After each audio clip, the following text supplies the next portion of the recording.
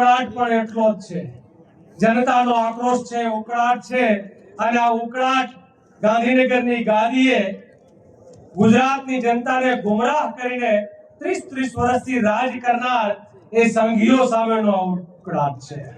ત્યારે આવા જનાક્રોશ સભામાં ઉપસ્થિત માન્ય પ્રમુખ શ્રી અમિતભાઈ, માન્ય વિપક્ષના નેતા તુષારભાઈ, આપણા પ્રભારી શ્રી માન્ય મુકુલજી અને મંચસ્થ સૌ મહાનુભાવો, હું મારી વાત ખૂબ લાંબી કરવાના બદલે ગુજરાતના 30 વર્ષના આ વિકાસના એક નાનકડા એવા આંકડાઓ તમારી સામે મૂકવા માંગુ છું, અને પછી એમને જે સંભળાવવું છે એ સંભળાવીશ. એ કહે છે કે અમે ગુજરાત મોડેલ 30 વર્ષથી ગુજરાતમાં રાજ કરે, અને તેમ છતાં ગુજરાતના 40% બાળકો એ કુપોષણ હોય તો તમે કોનો વિકાસ કર્યો એ સવાલ મારે તમને પૂછવો છે.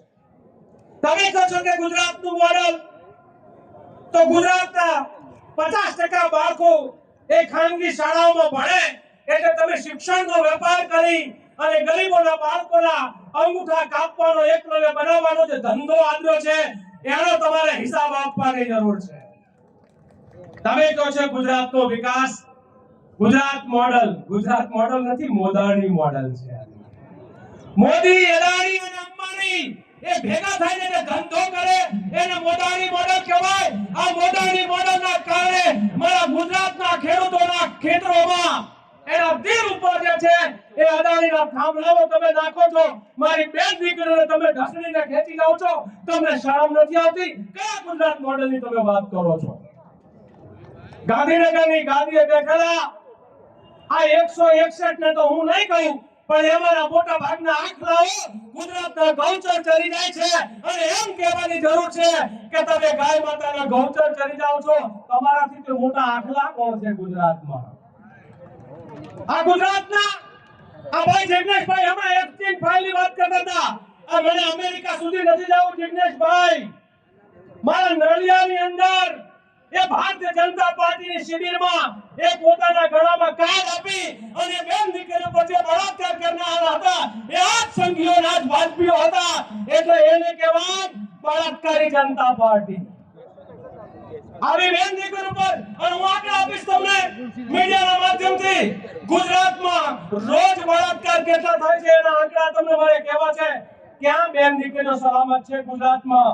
આપણી ગુજરાતની અંદર રોજે રોજ 6 થી 7 બળાત્કાર થાય છે. આ ગુજરાતમાં રોજ 25 આત્મહત્યાઓ થાય છે. આ ગુજરાતમાં રોજ 4 હત્યાઓ થાય છે. તમે ક્યાં ગુજરાતને સલામત? અને થતા પેલા નવમું નપાસ એમ કે છે કે ગુજરાત સલામત હાથોમાં છે. આ ગુજરાતના માધારીઓ જે દૂધ પેદા કરે છે એ દૂધના ભાવોની સામે, અને ખેડૂતો જે અનાજ પેદા કરે છે એ અનાજના સામે અત્યારે અમેરિકા સાથે થયેલી ડીલ મુજબ આપણે જ્યારે બહાર વેચવું હશે તો 18% એને ટેરિફ આપવું પડશે. અમેરિકાનો માલ એ ગુજરાતમાં આવશે ત્યારે એની ઉપર 0% ટેક્સ હશે. આ ટેરિફના કારણે ગુજરાતના ખેડૂતો, ગુજરાતના પશુપાલકો બરબાદ થશે. ત્યારે કયો ગુજરાતનો વિકાસ થશે? આ સવાલ એ લોકોને પૂછવો છે. આટલેથી અટકી નથી જતું. 1 લાખ મકાનો ડિમોલિશન થવાનું છે.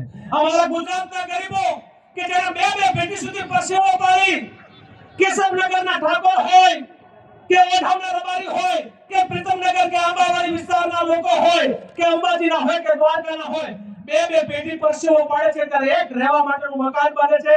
તમને લાખ શરમ નથી આવતી કે ગરીબોના ઘર ઉપર તમે બુલડોઝર ફેરવો છો? તમારું કામ તો ગુજરાતના લોકોને રહેવા માટેનું ઘર આપવાનું હોય, એના બદલે તમે એ બુલડોઝરથી ઘર તોડો છો, એમના સપનાઓ તોડો છો. તમને શરમ આવવી જોઈએ કે તમે માત્ર ને માત્ર પ્રચારથી. અને મારે એક વાતનો મને આનંદ અને ઉત્સાહ એ કે તમે બજાર માંડીને બેઠા છો. ભારતીય જનતા પાર્ટીના લોકો તમે બજાર માંડીને બેઠા છો. તમે બધું જ ખરીદો છો. એ ધારાસભ્યો ખરીદો છો, જિલ્લા પંચાયતો ખરીદો છો, સંસદમાં પણ તમે ખરીદી કરો છો. પણ અમુક પાર્ટીઓ એવી છે કે અહીંથી જે કાયરતા અનુભવે તમારા ભેગા આવે તો ભલે આવે, પણ આ મંચ હોય તો ઓડિયન્સ હોય. ગુજરાતમાં કોંગ્રેસીઓ ક્યારે ખૂટવાના નથી, ખૂટ્યા નથી. ઘેર ઘેર ને ગામો ગામ. મને અમિતભાઈ, ભરતભાઈ, હમણાં મુકુલજી એક ભાજપના બહુ જ મોટા નેતા મળ્યા.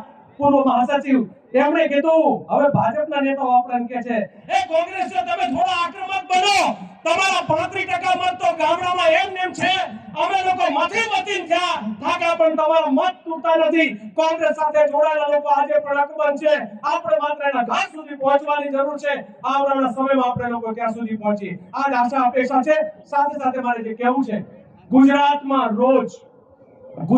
રોજ 3 લાખ કરોડનું દારૂ ને ડ્રગ્સ આવે છે આના હપ્તા ક્યાં જાય છે આના હપ્તા કમલમમાં જાય છે અને કમલમ વાળા એ પૈસા દે છે એ ચૂંટણીના પ્રચારમાં ખર્ચે છે આ દારૂ અને ડ્રગ્સના રોજના જે હપ્તાઓ છે એની સામેની લડાઈઓ મારી બેન દીકરીઓ અને યુથ કોંગ્રેસ હોય કે એનએસયુઆઈ હોય કે ભાઈ જિગ્નેશ છે એનું નેતૃત્વ લેતા હોય ત્યારે આપણે લડવાની જરૂર છે અમિતભાઈ અને તુષારભાઈ જન આક્રોશ યાત્રામાં આખા ગુજરાતમાં પરસેવો જ્યારે પાડતા હોય ત્યારે એ એકલા પરસેવો નહીં સાથે કોંગ્રેસના કાર્યકર્તાઓ પડે છે એને પણ સેલ્યુટ કરું છું જે કોંગ્રેસના કાર્યકર્તાઓ એ અમિતભાઈ અને તુષારભાઈના પરસેવામાં પોતાનો પરસેવો મિલાવે છે એ માત્ર કોંગ્રેસ પાર્ટી માટે કામ નથી કરતા પણ એ ગુજરાતના ખેડૂતો માટે એ ગુજરાતના વંચિતો માટે શોષિતો અને પીડિતો માટે કામ કરે છે ચૂંટણીઓ આવે ને જાય સત્તા આવે ને જાય કોંગ્રેસનો કાર્યકર્તા જનતા માટે લગાતાર લડે છે અને લડતો રહેશે આ લડાઈ આપ સૌને મુબારક આપ સૌનો ખૂબ ખૂબ આભાર ધન્યવાદ જય હિન્દ.